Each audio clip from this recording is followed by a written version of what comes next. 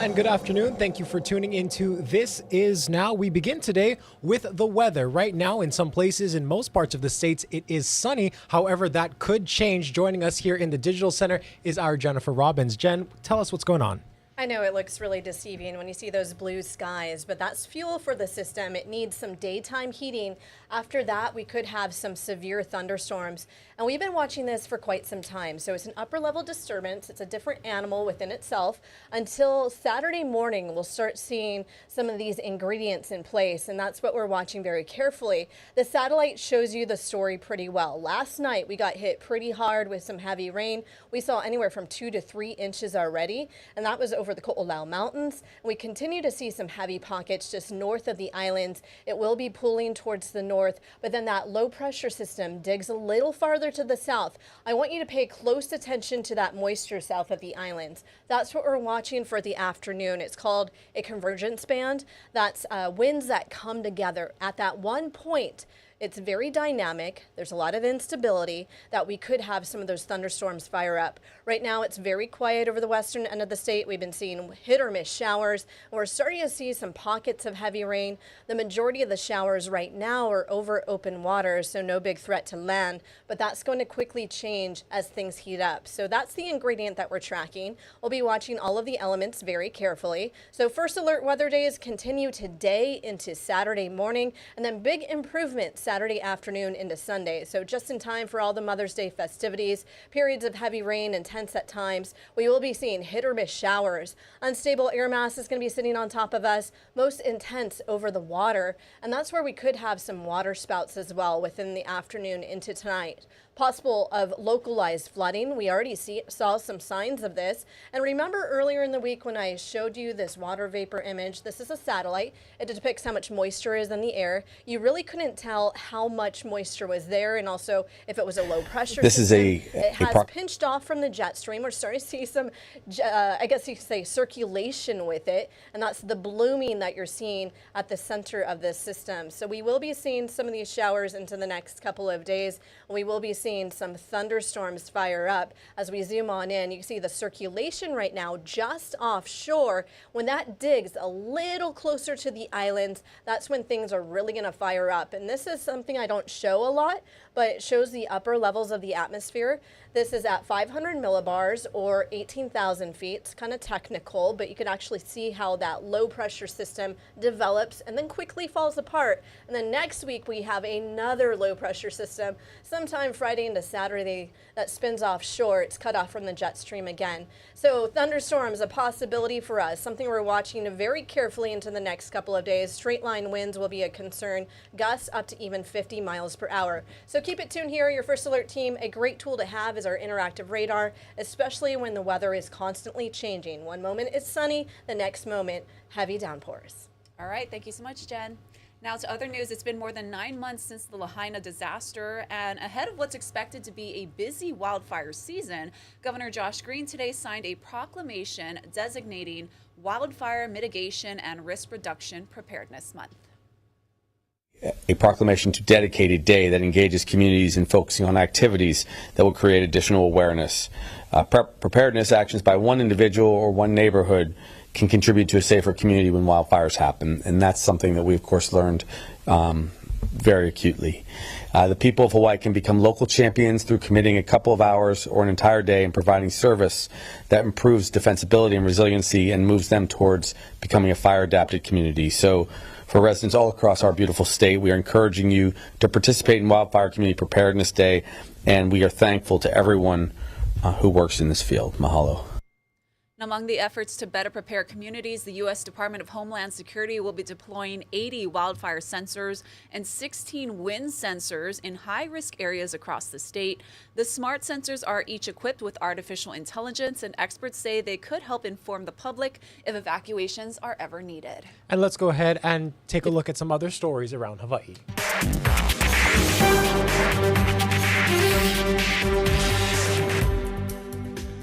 The health department says it found no evidence of widespread lead exposure after screening more than 550 West Maui residents following the Lahaina wildfires. Wildfire ash contains high concentrations of lead, but 97% of the tests from participants in the study did not show elevated levels. You can find a link to the full Department of Health study at hawaiinewsnow.com. Honolulu police are investigating a shooting in Pearl City overnight. Here's what we know. A 21-year-old man was dropped off at a hospital at around 1:30 this morning with a gunshot wound to the hand. Staff then called police. So far, no arrests have been made and no suspect has been identified.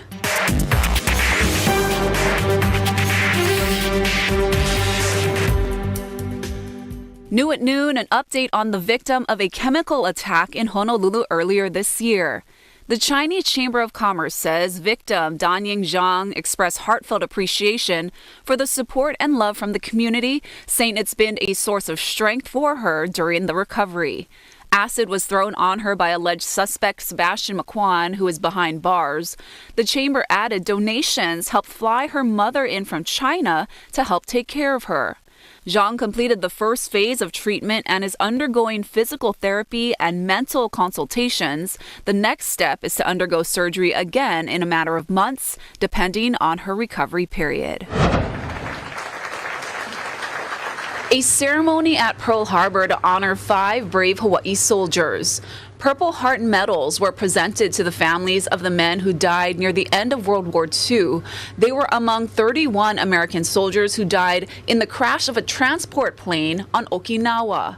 Some of the crash victims were listed as killed in action and were awarded the Purple Heart, but most of the crash victims were classified as died non-battle and received no recognition. That was corrected in today's ceremony. We'll hear from some of the families about what this means to them in later editions of Hawaii News Now. There is new fear today that an Israeli attack on the city of Rafah is imminent. 1.3 Palestinians sought safety in the southern Gaza town, but many are now scrambling to leave after failed ceasefire talks between Israel and Hamas. Willie James Inman has more. News desperation in Rafah as the streets empty out, cars and trucks piled high with belongings. The UN estimates more than 100,000 Palestinians have fled the Gaza border town in recent days.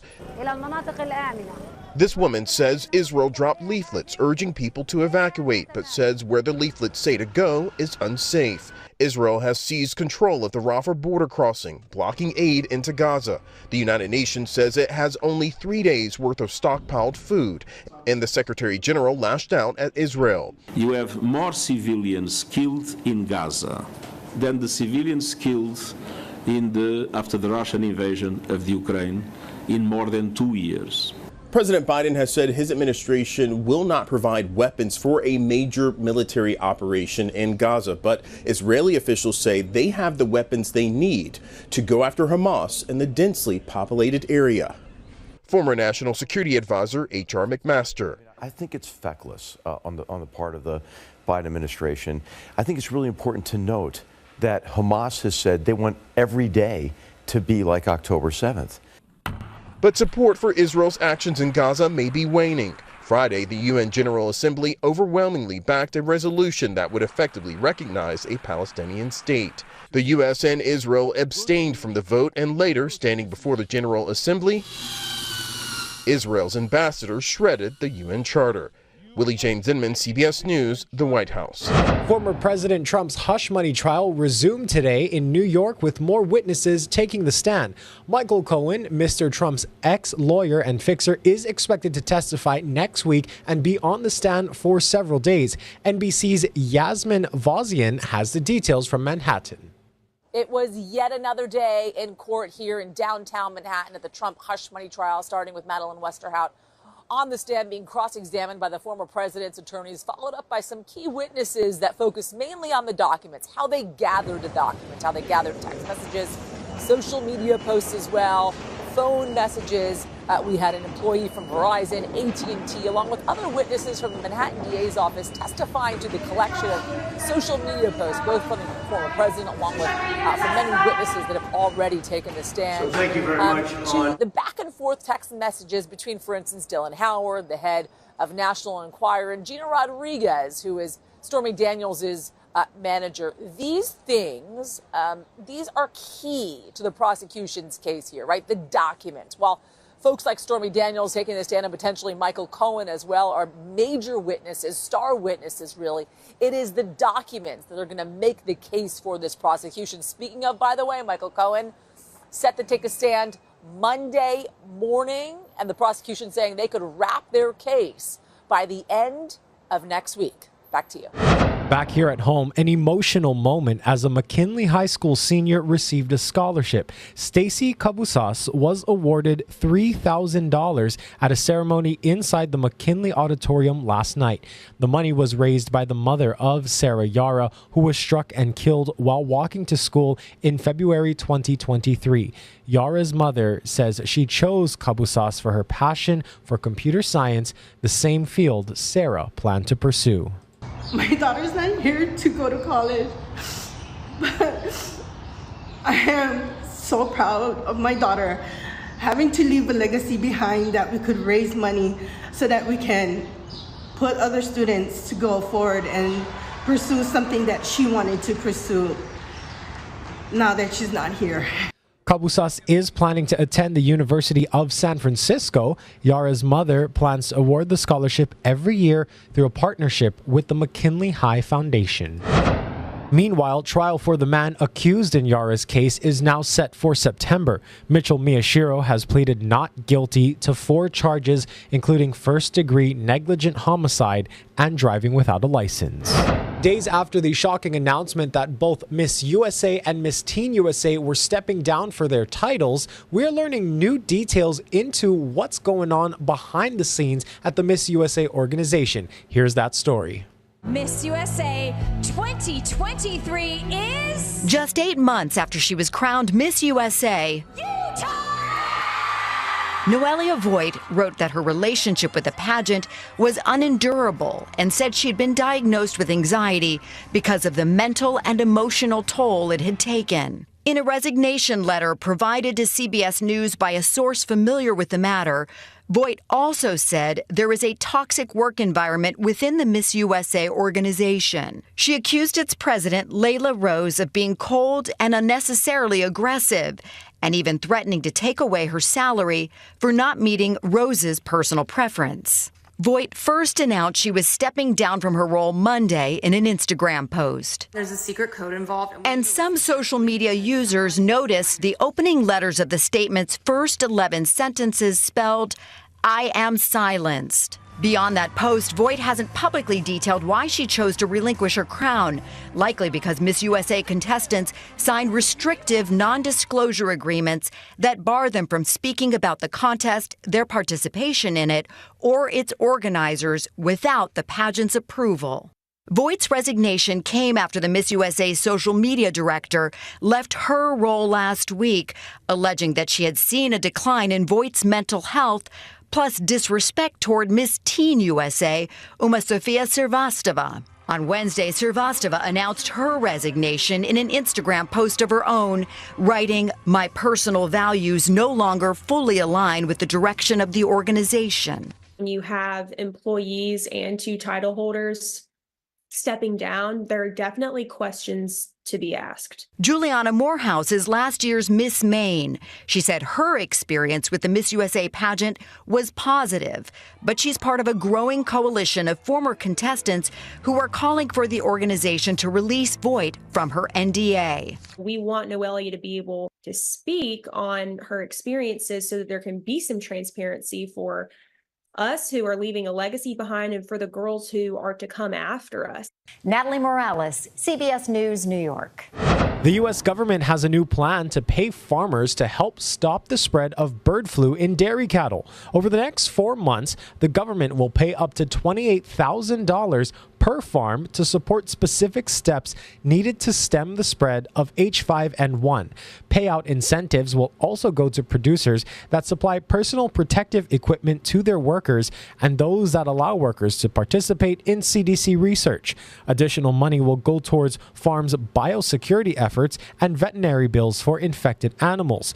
The first bird flu infection in cows was confirmed in March by the USDA. Since then, more than 40 herds have tested positive across 9 states. All right, let's take a look outside with our tower cam. This is Hilo, Hawaii. You can see clouds in the sky, but sunny. But it is a first alert weather day. We're going to have more news after the break.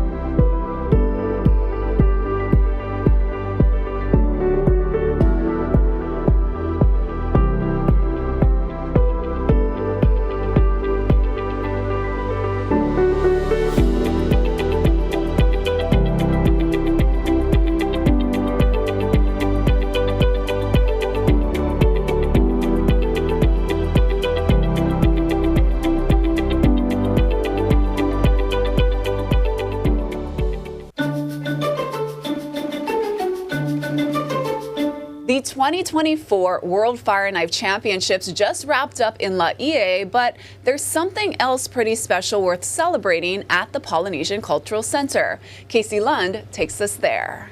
Aloha from the Polynesian Cultural Center. This is Iosepa, beautifully restored. It's one of only 2 all-wooden canoes in Hawaii. This will serve as a centerpiece of sorts for FestPac 2024, the Festival of Pacific Arts and Culture, hosted right here in Hawaii for the very first time. More on that in just a moment. We were also up here in Laie for the 2024 World Fire Knife Championships.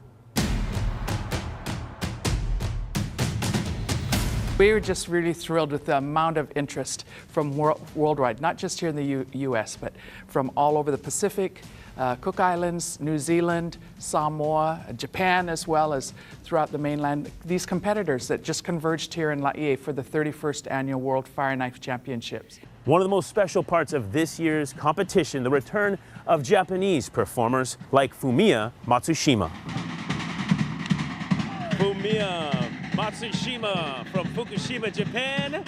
Mahalo! You know, Japan has always been a force to be reckoned with at the World Fire Knife Championships. And when COVID hit and their borders were closed, this was their first year back after about 4 years, and they were hungry for this. He's the top male competitor for a reason. That's Tafili Nalea'ai of Laie. He took the top spot in the men's division. What it was like taking home the top male competitor spot. This happened just last night. Still in shock right now, but yeah, I'm grateful for the opportunity to be a champion. The Polynesian Cultural Center also getting geared up for FestPac 2024. FestPac brings together about 28, 29 different countries throughout the Pacific, and they do it once every 4 years. And so this is the 13th time they're doing it, and they're doing it in Hawaii. So some people are saying it may never come back to Hawaii because it's got to go to all the communities. Every 4 years, okay. And so they all come together, and we highlight and we celebrate the cultures and the arts of all Pacific. If you'd like more information, not only on Iosepa's return to the water, that's coming up in June, but also all the details on the Fire Knife Championships and that event happening here on Saturday in celebration of Lei Day, all that information is online at hawaiinewsnow.com. Reporting in Laie, I'm Casey Lund for Hawaii News Now.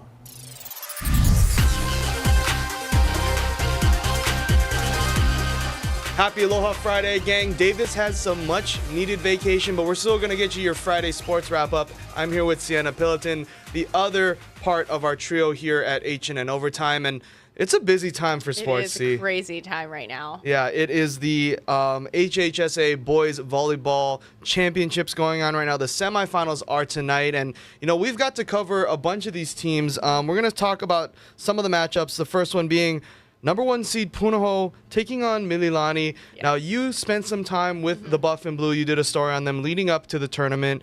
How are they kind of shaping things out this time around? So if you don't really know the background of Punahou boys volleyball, they are dominant, and they have won the last 10 state titles. It's just not even close. And so I did a story on them not too long ago, a couple weeks ago, about that going back to back to back to back to back. Yeah. Continuing on, and they're like, we're not thinking about that. I talked to head coach Rick Toon along with a couple of players, and they're just, I'm enjoying senior year. They have 9 seniors, so they're just enjoying their time and see what, their goal is not to win it. They might, but they're just having a good time. They're all about their team. On the other side of the bracket, we have Kamehameha Kapalama taking on Moanalua. Now, I did a story recently on the Moanalua na Manuhune after their back-to-back, but whatever it is, OIA championship. They've been dominant in the OIA for many years, and I think this is the season they're pretty determined to kind of get over the hump at the state level, but they got to get through the Warriors. They got to get through Kainoa Wade. Yeah. The junior opposite for the Warriors has been on fire. He is their key player, so it's going to be an interesting matchup. Switching gears to the University of Hawaii, the Basebos, the UH baseball team, they're kind of on a heater too, right, C? Yes. So they just got their 30th win, which is, for baseball, that's huge. And for UH baseball, that's awesome. So, and even bigger than that, they have the longest active win streak in the country right now. Slowly but surely. And I think it kind of flew under the radar, at least for me, that they've just been constantly just winning these games. And most recently last night against UC Riverside, 11-2. And, they have 8 games left in the season, so a lot can happen in the next 2 or 3 series. So you're going to be out there all weekend, and we'll be covering it here. But yeah, so that they play again tonight, correct? Yep. Tonight at 6:35, UC Riverside, and then they play again on Sunday. And then you can catch all the other fun stuff over on H&N Overtime. Me, Sienna, Davis, we have a lot of fun there. It's check the sports page. You'll get all the links to find the episodes. For Sienna, I'm Kyle. Happy Aloha Friday. See you later.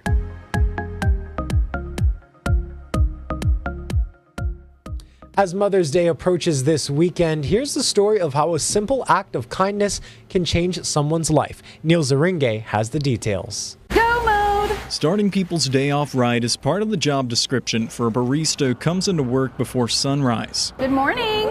So when a woman who seemed to be struggling walked into Starbucks last month, if you like cinnamon, you'll like cinnamon. Courtney Crawford brought sunshine to her day. You could feel the weight. And so it was important to me to at least get her to smile. Minutes later, that woman returned with a note she gave to Courtney's manager, signed, "The Groggy Woman at 5 a.m. You deserve to know you made a difference in someone's day today just by being kind." I was just expecting the note. When the $200 fell out, that's why I started crying. I was like, there it is. There's Mom. The person Courtney shared everything with couldn't hear the news. Her mother, Tammy Lee, died in June from a fight with cancer. So instead, she told the world. I would be lying to you if I told you that I was not dreading Mother's Day. And so I decided that I was going to buy the urn that I have been looking at and bring my mom home for Mother's Day. And I had no idea how I was going to afford it. Courtney works 3 jobs paying off inherited debt. The urn, now in her home, costs about $200. And what she wants more than all the money in the world now is to let the Groggy Woman at 5 a.m. know her act of coffee kindness. Thank you. You are welcome. Given just for a smile will always be felt when Courtney looks at her mother's ashes. She's definitely going to be there in spirit. Like, she's the reason it's possible. And I want her to know that. I want her to know the impact she made is lasting. It wasn't just a pair of shoes or a dress or like a nice date. Like, You changed my life. I need you to know that. It's been 3 weeks since Courtney shared the TikTok video, and it's been viewed nearly 4 million times trying to find that woman. But we still haven't found her yet. She said she was in Little Rock on a business trip and hadn't been here in 6 months. Maybe one day she'll walk through those doors and get the thanks she deserves for changing Mother's Day for the better. In Little Rock, I'm Neil Zarang. And we also want to wish a very happy Mother's Day to all of the moms out there, all the strong women in our lives, my mom, my grandparents, my sister. My mom, my sister-in-law. And you as well. Oh, you are a you. mom. That's right, yes. Thank you all so much for tuning in. We hope you have a wonderful weekend. Let's end today on a live look. Happy Aloha Friday, everyone, and happy Mother's Day. Aloha.